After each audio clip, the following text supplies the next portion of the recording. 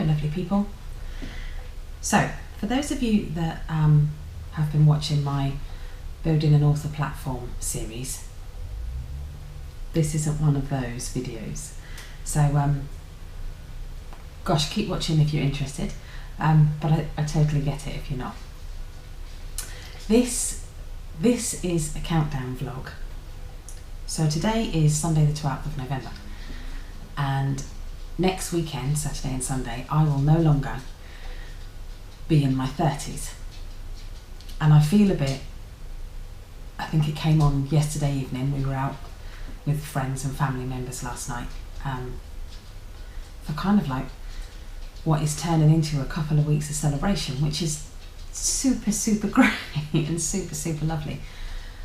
But last night kind of felt like I'd begun some kind of countdown where I'm kind of kissing bits of my life goodbye, which is all a bit melodramatic and, you know, overkill.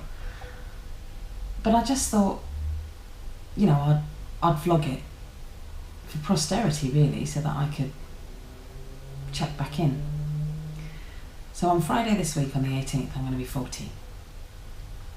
And I have kind of been building up to it for about the last 6 months. I've been laughing about it and joking about it and convincing myself I'm going to be alright about it.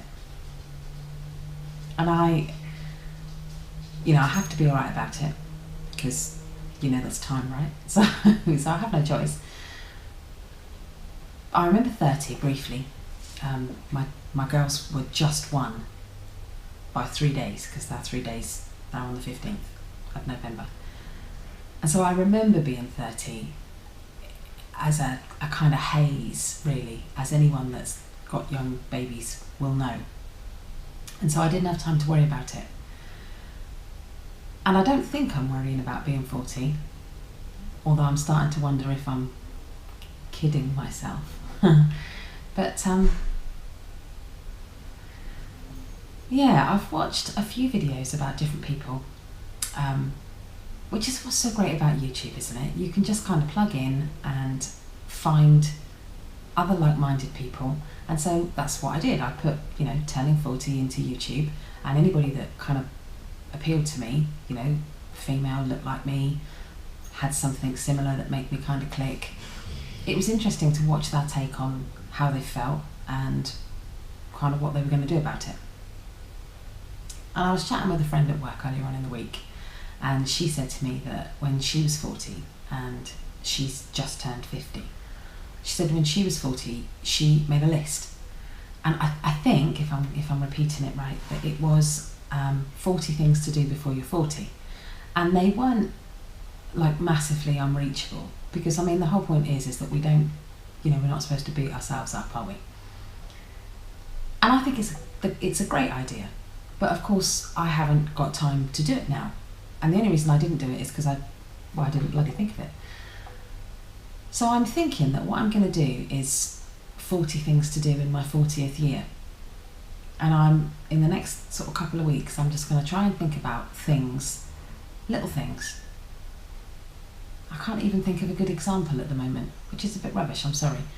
But yeah, I'm just going to try and think of little things that, you know, if I suddenly woke up and discovered it was, you know, the last day, what would be things that I, you know, wished I'd done?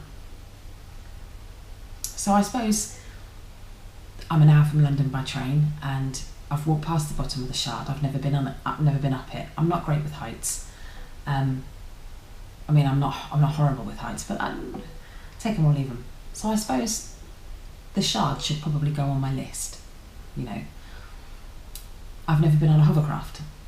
I'm 10 minutes from the coast in Portsmouth, and the hovercraft goes backwards and forwards to the Isle of Wight every day. And my husband is constantly telling me what an innovative design and how fabulously clever the hovercraft is. Yeah, and he's right. I should probably go on a hovercraft. Things like that, you know.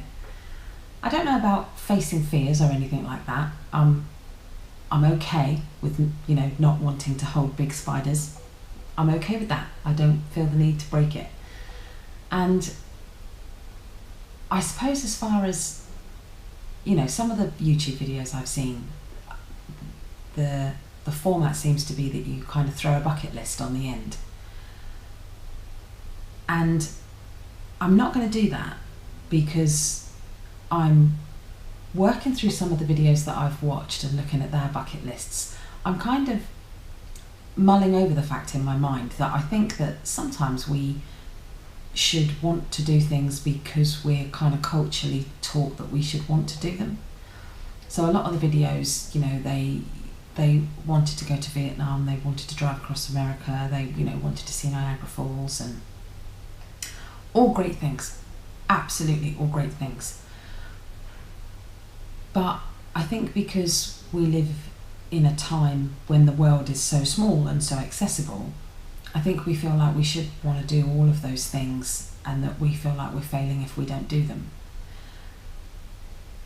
And I don't want to feel like that. And I don't feel like that. There are places that I'd love to visit, but there are other things that I think are kind of focused more about, you know, why we're here in a great big, you know, existential sense. So yeah, so I'm going to make a list.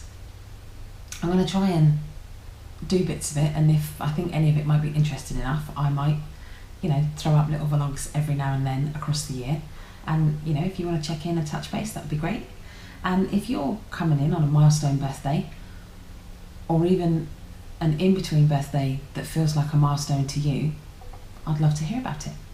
I will see you all later.